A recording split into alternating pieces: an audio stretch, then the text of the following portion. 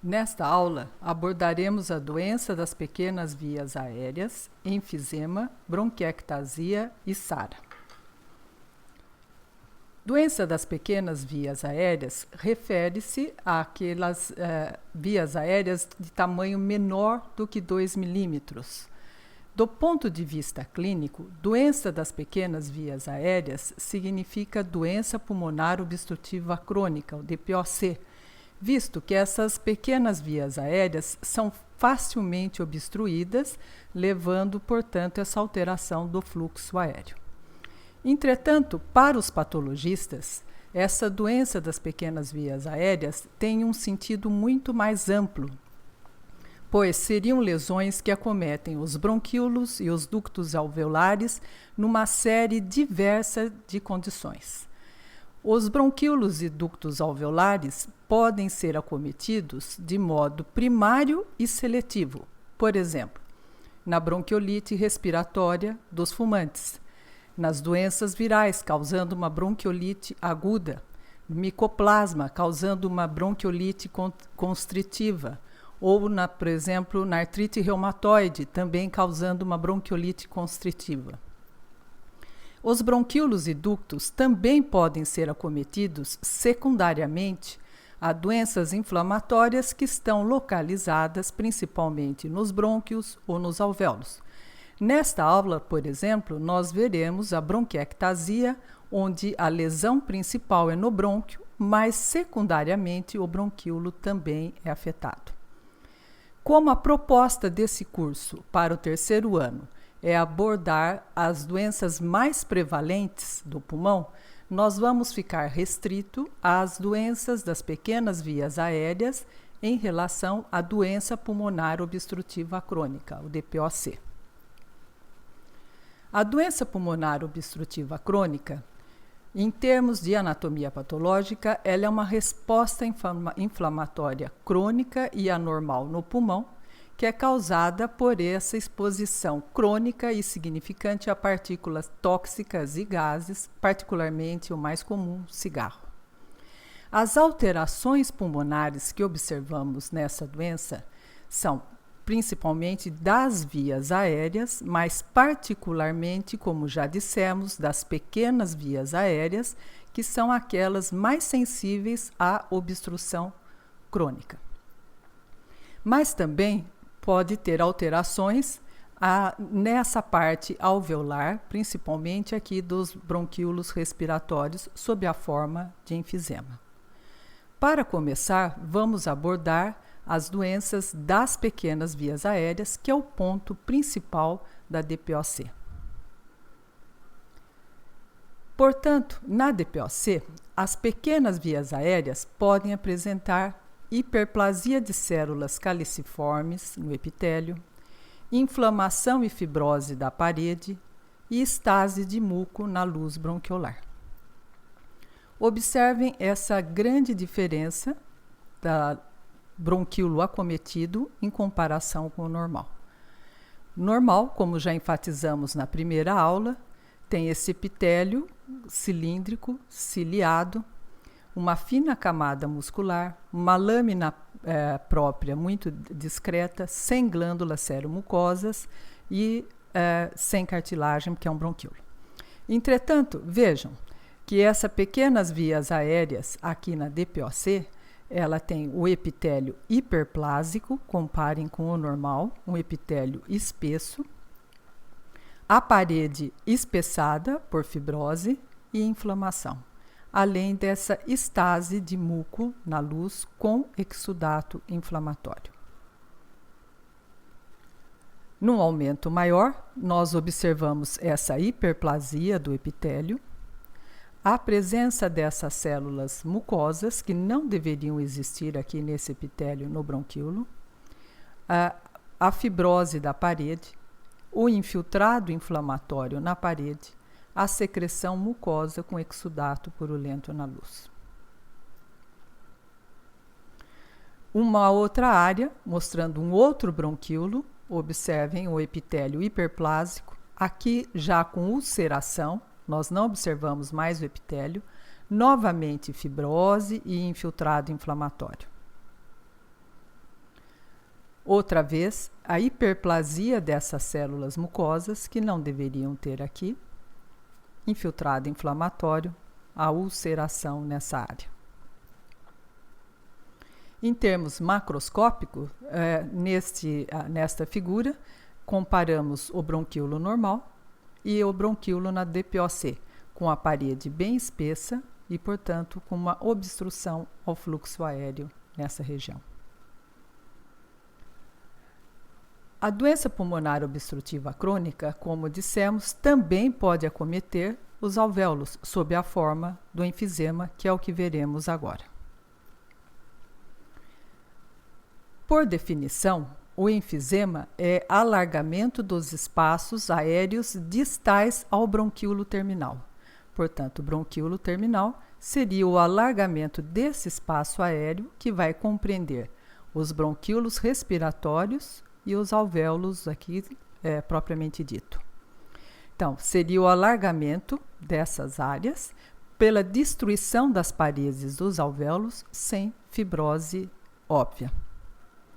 Então, neste corte histológico, nós observamos a ruptura dos septos alveolares, formando esses grandes alvéolos, esses grandes espaços aéreos, sem uma fibrose óbvia, apenas ruptura dos septos alveolares. O enfisema, ele é subdividido em termos de anatomia patológica quanto à localização principal da alteração.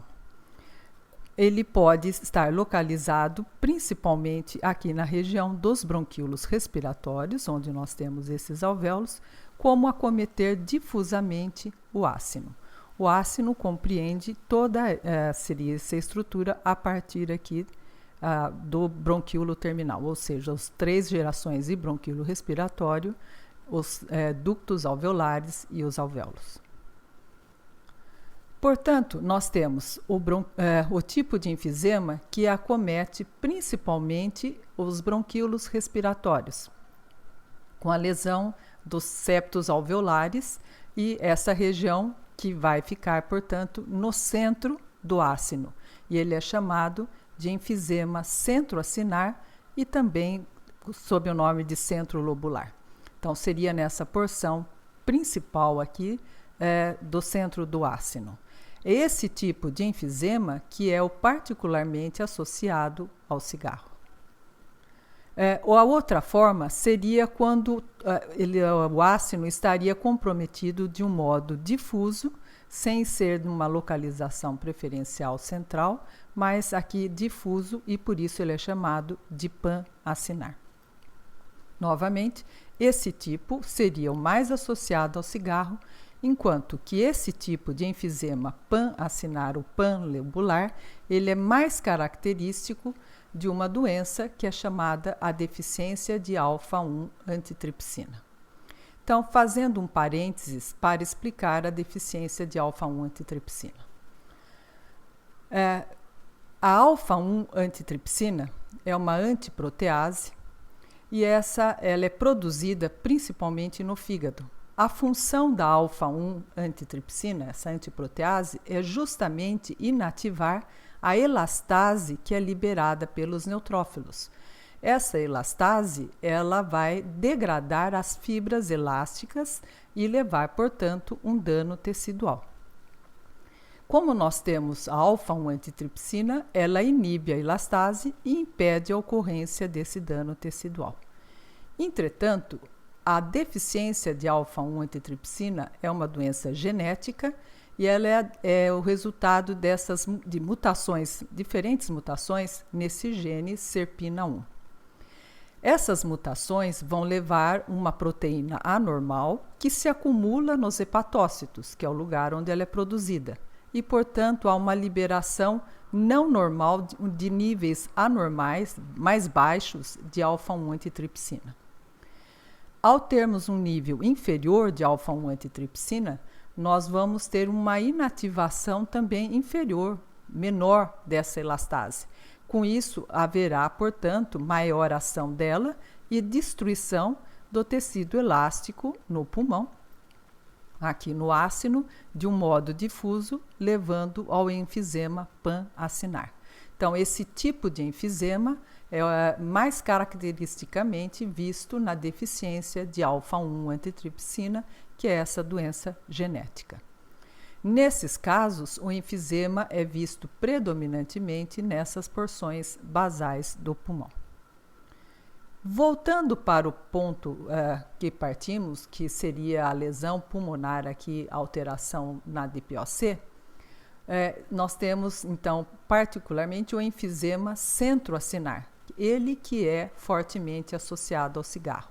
Portanto, seria na altura, ao nível dos bronquíolos respiratórios, na porção central do ácino, onde os alvéolos desses bronquíolos respiratórios teriam suas paredes rotas, se comunicando e formando essas grandes cavidades aqui do enfisema. Nesse tipo de enfisema, a região principalmente acometida é o lobo superior, são as porções superiores do pulmão.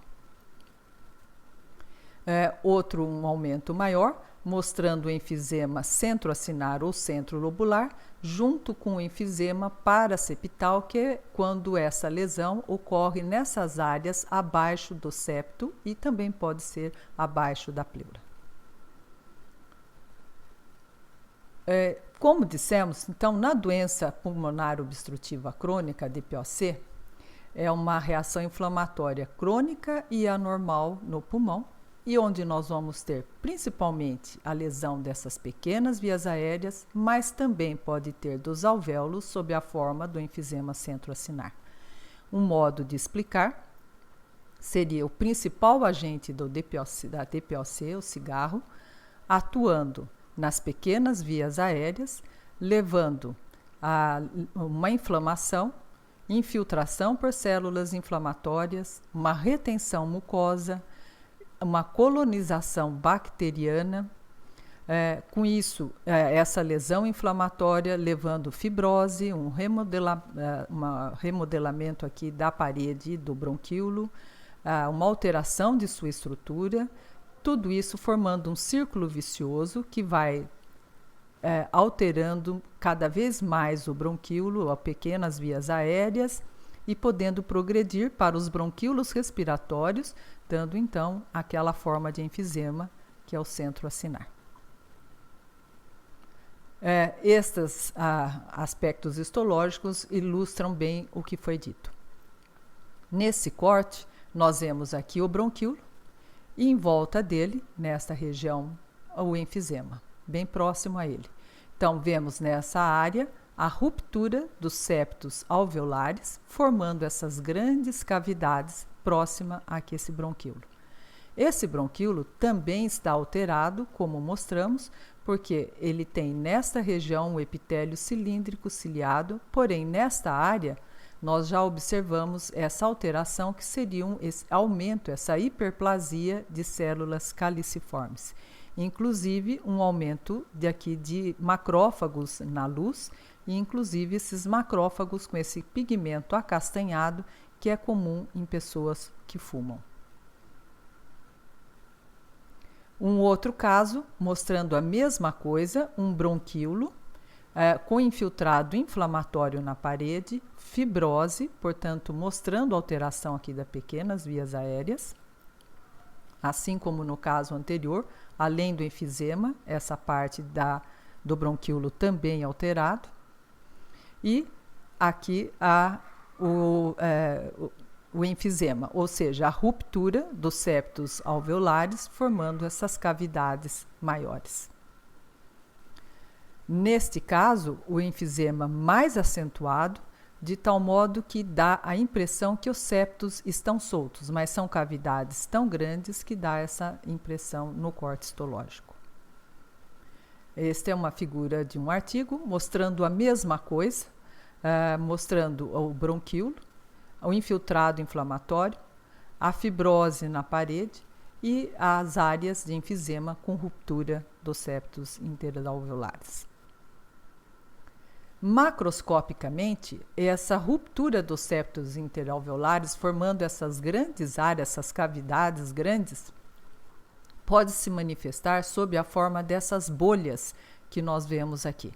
Comparem com o pulmão normal, que ele não apresenta isso. Aqui está a pleura, lisa, brilhante, e aqui o pulmão enfisematoso, apenas para comparar, observando essas bolhas nesse enfisema grave.